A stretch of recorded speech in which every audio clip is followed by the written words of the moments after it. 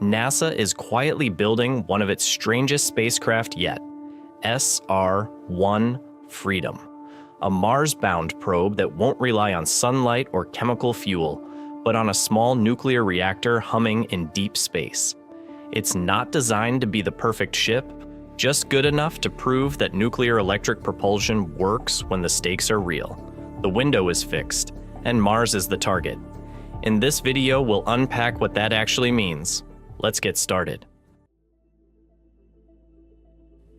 The spacecraft, SR-1 Freedom, marks a quiet but important shift in how NASA plans to cross deep space, not by inventing a brand new idea, but by finally flight testing one that has lived on paper for decades. At its core is a compact nuclear fission reactor that generates steady electrical power. Instead of burning propellant for short, violent pushes, that power feeds electric thrusters which fling ions out the back, creating a gentle but continuous shove. The result isn't cinematic liftoff power, but a slow, relentless climb in speed over months. Exactly the regime where nuclear electric propulsion starts to beat classic chemical rockets for interplanetary trips. The reactor is planned to start up only after SR-1 has been carried to a safe distance from Earth, then run as the main power plant for propulsion, onboard systems, and long-range communications, without depending on sunlight that weakens with distance from the sun. The cruise to Mars is on the order of a year, similar to today's missions, but with better mass efficiency and more flexibility in how payload and propellant are traded. To keep risk contained, NASA is dropping this reactor into a mostly familiar spacecraft architecture rather than redesigning everything at once, a strategy meant to keep the 2028 launch realistic.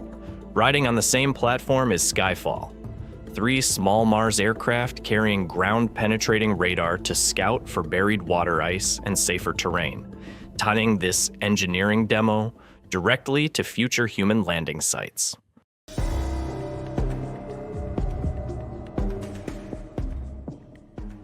The significance of SR-1 lies in its potential to move nuclear electric propulsion from theory into operational reality. For decades, space missions have relied primarily on chemical propulsion systems, which provide high thrust but are limited by fuel efficiency. These systems are effective for escaping Earth's gravity and performing short maneuvers, but they become less practical for long-duration missions, where efficiency becomes more important than raw power. Electric propulsion offers a more efficient alternative, as it uses energy to accelerate particles over time rather than expelling large amounts of fuel at once. However, most electric systems depend on solar panels, which lose effectiveness as distance from the sun increases. This creates a limitation for missions traveling to Mars and beyond. Nuclear electric propulsion addresses this issue by providing a continuous internal energy source. A fission reactor can generate stable power regardless of location, enabling sustained thrust and consistent system performance throughout the mission. This improves overall efficiency and allows spacecraft to carry more useful payload relative to fuel. The concept itself is not new. Multiple programs over the past 60 years have explored nuclear propulsion, but none have progressed to operational interplanetary missions. Technical complexity, safety concerns, and shifting priorities have repeatedly delayed or canceled these efforts. SR-1 takes a more practical approach by narrowing its objective. Rather than attempting to demonstrate every possible advantage of nuclear propulsion, it focuses on proving that the system can function reliably in deep space over an extended period. The scientific contribution of the Skyfall component builds on this by shifting attention towards subsurface exploration. Using ground-penetrating radar, the deployed drones can identify ice deposits and geological structures that are not visible from orbit. This provides a more detailed understanding of Mars as an environment, particularly in areas relevant to human activity. What distinguishes this mission scientifically is its orientation toward future use. Instead of purely gathering data for analysis, it generates information that directly informs planning decisions for human missions. This reflects a broader transition in space exploration, where the goal is no longer limited to understanding distant environments, but also preparing them for sustained presence.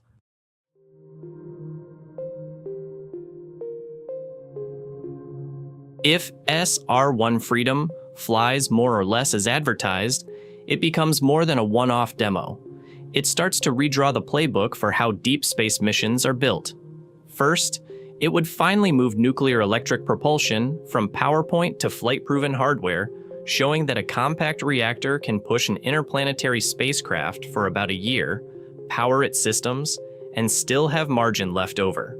That unlocks missions that haul more mass, fly longer, and operate far from the sun without being chained to gigantic solar arrays. Exactly what complex Mars cargo runs and outer solar system probes need. Just as important, SR-1 is intended as the first step in a nuclear infrastructure chain, not a curiosity. Data and experience from its 20-kilowatt electric reactor are meant to flow straight into Lunar Reactor 1 around 2030, a surface fission plant designed to keep a South Pole base alive through 2-week-long lunar nights where solar power falters. If that works, NASA's roadmap scales up to hundreds of kilowatts or megawatts for freight tugs, human Mars missions, and commercial vehicles. None of this is guaranteed. The 2028 launch window is tight for a first-of-its-kind nuclear spacecraft, and past reactor programs have slipped or died under cost, politics, or safety scrutiny. Launching fission systems will always invite regulatory and public pushback. But if SR-1 closes that loop, launch, startup, cruise, and Mars delivery, it sets the template everyone else, from agencies to private operators, will either have to match or answer to.